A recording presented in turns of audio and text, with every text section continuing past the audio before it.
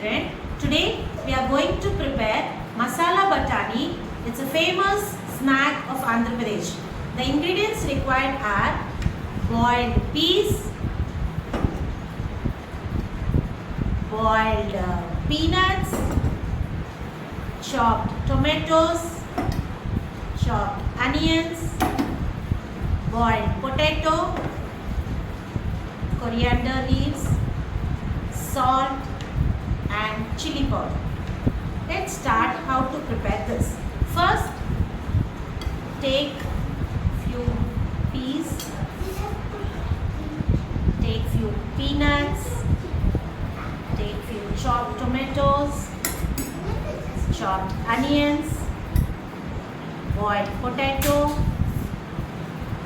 pinch of salt, pinch of chili powder, little coriander. Now mix it together. Your favorite masala batani is ready.